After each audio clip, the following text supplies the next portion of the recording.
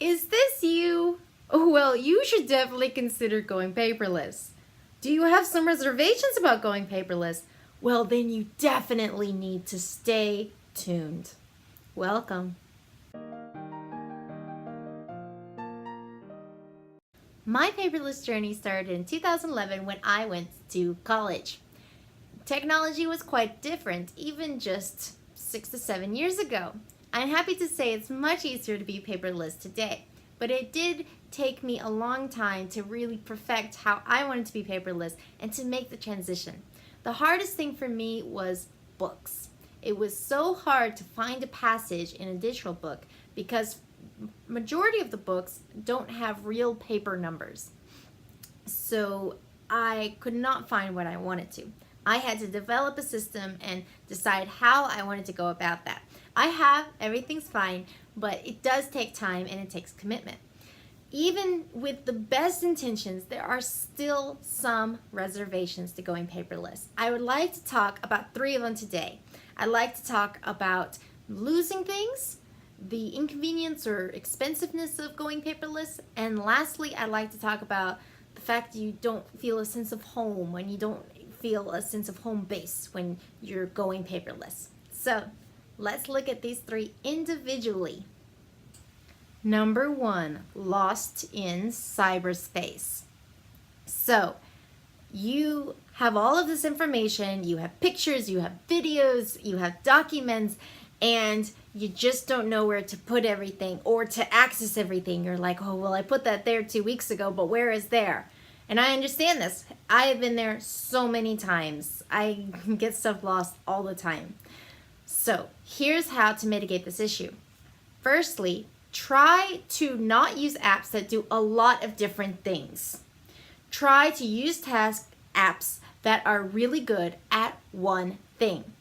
This is for you more than it is for the app. When you go into that app, you want to be intentional. I'm going in for this. I know how to do this, and then I'm going to go out. But apps that do a lot of different things, you can get distracted and overwhelmed.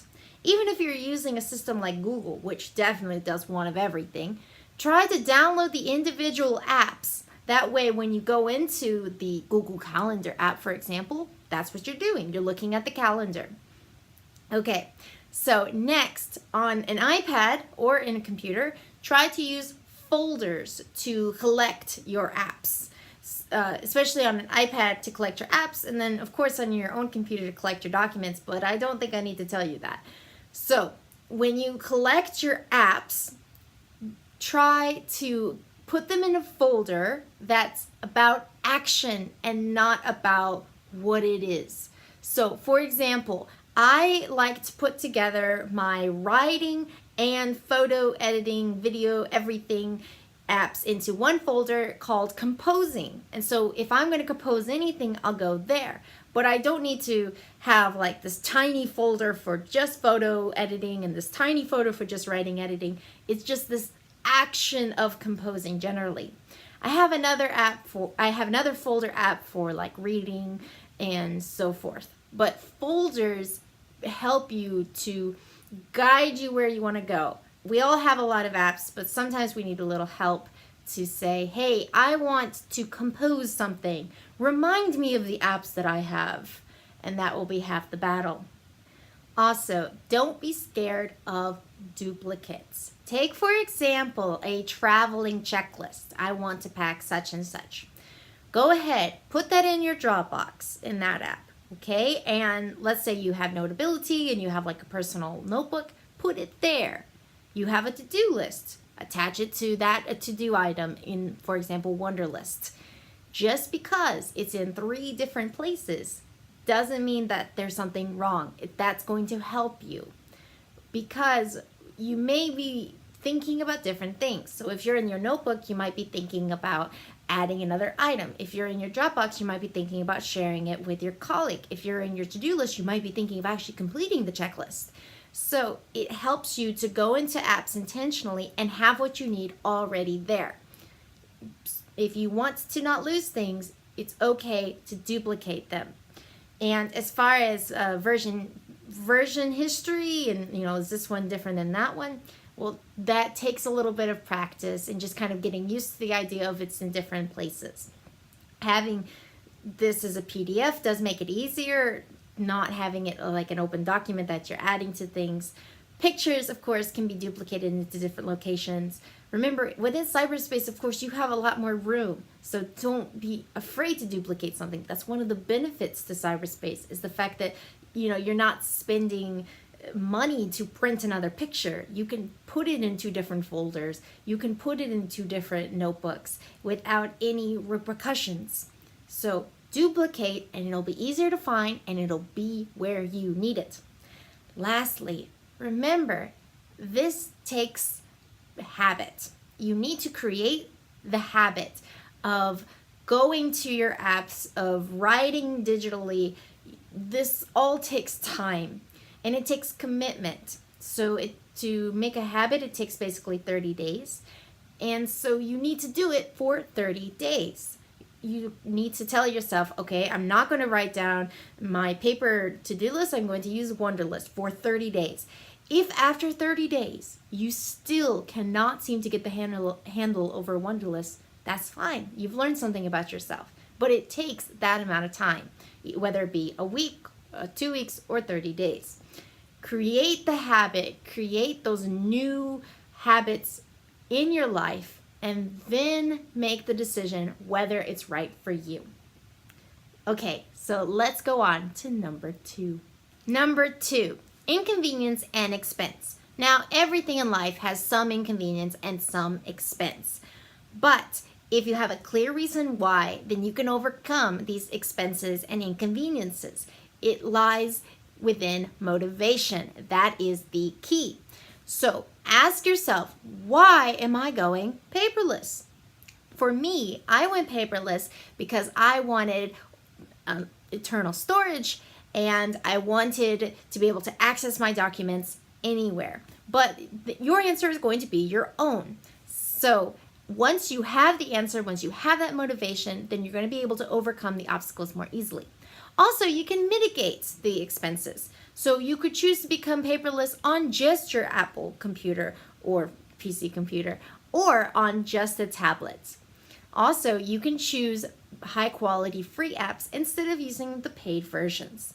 The key is motivation. Know why you're going paperless, and then the battle will be won, because the obstacles and inconveniences are going to fix themselves. Number 3, no home base. So it's been a very long day. You come back home, you go into your office area, your desk area, you put your books down, you sit down, you turn on your computer, you open a book. There's a feeling to this. There's a sense of being home in your academic or study home. But when you don't only have a computer or you only have a tablet, you can kind of lose that sense of warmth that real paper gives you. And I confess that I really struggled with this when I went paperless. I just enjoyed notebooks, and I enjoyed having things around me. And by the time I went all the way paperless, I had basically nothing on my desk, and I'm like, oh, where did everything go? Now, of course, you can put things on your desk other than just books and notebooks. You can put a picture of your friends. You can put a vase. There are options to warm up your space.